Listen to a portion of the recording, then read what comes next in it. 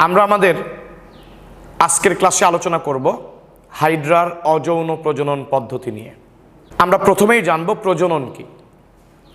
যে প্রক্রিয়ায় জীব তার অস্তিত্ব টিকিয়ে রাখার জন্য তার অনুরূপ এক বা একাধিক নতুন বংশধর সৃষ্টি করে তাকে প্রজনন বলা হয়। হাইড্রাতে যৌন প্রজননের পাশাপাশি অযৌন প্রজনন সংগঠিত হয়। কেন? কারণ যৌন প্রজননে বেশি সময় ব্যয় হয়, বেশি শক্তি ব্যয় হয়, কিন্তু কম সংখ্যক জীব সৃষ্টি হয়। এই জন্য হাইড্রা যৌন প্রজননের পাশাপাশি অযৌন প্রজননেও বংশবৃদ্ধি করে। কারণ অযৌন প্রজননে সময় কম ব্যয় হয়, শক্তি কম ব্যয় হয়, কিন্তু অধিক সংখ্যক অপত্য বা নতুন জীব সৃষ্টি হয়। আর অযৌন প্রজননে কোনো পুংজনন এবং স্ত্রীজনন কোষের মিলনের প্রয়োজন হয় না। হাইড্রার অযৌন প্রজনন দুই পদ্ধতিতে হয়। একটি পদ্ধতি হলো বার্ডিং বা মুকুলোদ্গম, অন্য পদ্ধতি হলো ফিশন বা বিভাজন। প্রথমেই আমরা পড়ব মুকুলোদ্গম। বার্ডিং বা মুকুলোদ্গম যে কোনো ঋতুতে মুকুল সৃষ্টি হতে পারে, তবে গ্রীষ্মকালে এদের দেহে মুকুল সৃষ্টি বেশি হয়, কারণ এই সময় এরা প্রচুর খাদ্য পায়। গ্রীষ্মকাল এদের জন্য অনুকূল পরিবেশ। মুকুল একটি হাইড্রার দেহে একই সাথে এক বা একাধিক হতে পারে, একাধিক মুকুল সৃষ্টি হতে পারে, এবং মুকুল সৃষ্টি হয় দেহকাণ্ডের মধ্যাংশে বা নিম্নাংশের দিকে, দেহকাণ্ডের মাঝখানে বা নিচের দিকে। মুকুল সৃষ্টির সময় শুরুতেই কি করে? শুরুতেই হাইড্রার এপিডার্মিসের ইন্টারস্টিশিয়াল কোষ, হাইড্রার এপিডার্মিসের ইন্টারস্টিশিয়াল কোষ বারবার বিভাজিত হয়, হয়ে একটি স্ফীত অঞ্চল সৃষ্টি করে। এরকম স্ফীত অঞ্চল সৃষ্টি করে। এরপর এই স্ফীত অঞ্চলটা ধীরে ধীরে ফাঁপা লম্বা নলাকার মুকুলে পরিণত হয়। এই স্ফীত অঞ্চলটা ধীরে ধীরে ফাঁপা লম্বা নলাকার বার্ড বা মুকুলে পরিণত হয়।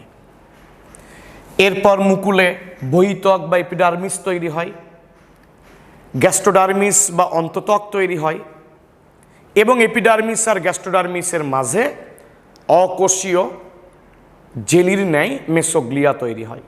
এরপর মাতৃহাইড্রার দেহের যে গহ্বর সিলেন্টেরন বা গ্যাস্ট্রোভাস্কুলার, এই গহ্বর মুকুলের এই যে কেন্দ্রে বিস্তৃত হয়। মুকুল তখন আরও বেশি করে মাতৃহাইড্রা থেকে পুষ্টি নেয় এবং মুকুলে এই যে কোর্সিকা বা টেন্টাকল সৃষ্টি হয়, মুকুলে মুখছিদ্র সৃষ্টি হয়, মুকুলে হাইপোস্টোম সৃষ্টি হয়।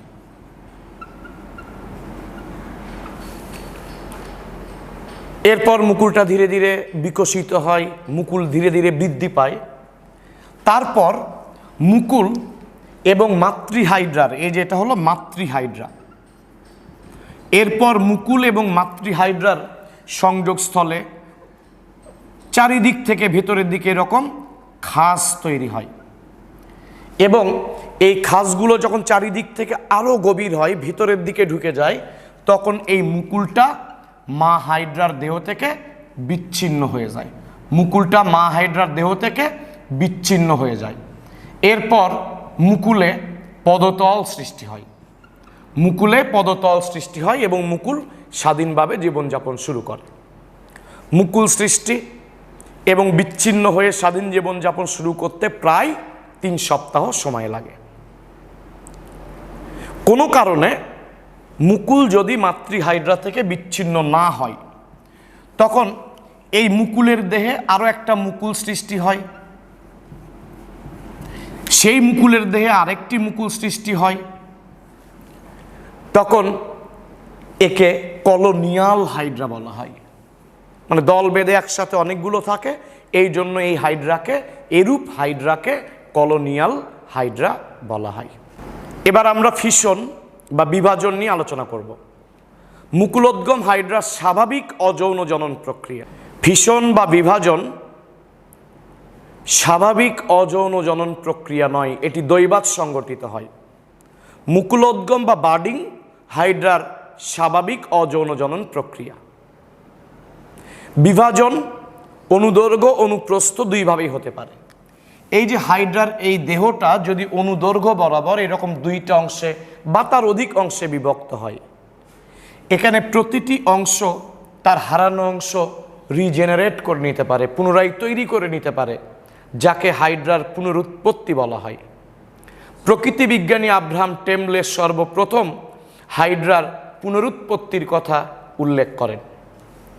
কিভাবে হয় পুনরুৎপত্তি? যদি এরকম অনুদৈর্ঘ্য বরাবর দুই বা তার অধিক অংশে বিভক্ত হয়ে যায় হাইড্রার দেহ, তখন এই হাইড্রার এই পুরাতন অংশটা এই অংশের অনুরূপ নতুন একটি অংশ পুনর্গঠন করে নেয়। আবার এই হাইড্রার এই পুরাতন অংশটা এই পুরাতন অংশের মতো নতুন অংশ সৃষ্টি করে নেয়। এই ক্ষেত্রে সাহায্য করে হাইড্রার দেহের ইন্টারস্টিশিয়াল কোষ। ইন্টারস্টিশিয়াল কোষ দ্রুত গতিতে বিভাজিত হয়, বারবার বিভাজিত হয় এবং অন্যান্য কোষে রূপান্তরিত হয়, কারণ এই কোষগুলোর টটিপোটেন্ট বৈশিষ্ট্য আছে, অন্য কোষে রূপান্তরিত হওয়ার বৈশিষ্ট্য আছে, ক্ষমতা আছে। এই ইন্টারস্টিশিয়াল কোষ বারবার বিভাজিত হয় এবং অন্য কোষে রূপান্তরিত হয়, ফলে এখানে এই পুরাতন অংশগুলো তাদের হারানো অংশ রিজেনারেট করে নিতে পারে, পুনরায় তৈরি করে নিতে পারে। আবার হাইড্রার দেহ যদি অনুপ্রস্থ বরাবর এরকম দুই বা তার অধিক খণ্ডে বিভক্ত হয়, এই ক্ষেত্রেও প্রতিটি খণ্ড তাদের হারানো অংশ পুনরায় সৃষ্টি করে নিতে পারে, সাহায্য করে ইন্টারস্টিশিয়াল কোষ। এই অনুপ্রস্থ বরাবর হাইড্রার দেহ দুই বা ততোধিক খণ্ডে বিভক্ত হয়ে গেলে এই অংশ এই হারানো অংশের অনুরূপ নতুন অংশ এখানে গঠন করে নিবে, এই যে নিউ অংশ। আবার এই ওল্ড অংশ এই অংশের অনুরূপ নতুন অংশ পুনরায় গঠন করে নেবে। এই যে এইগুলা হলো নিউ অংশ। এই জন্য বলা হয় হাইড্রার স্বাভাবিক মৃত্যু নাই, হাইড্রা চির অমর প্রাণী।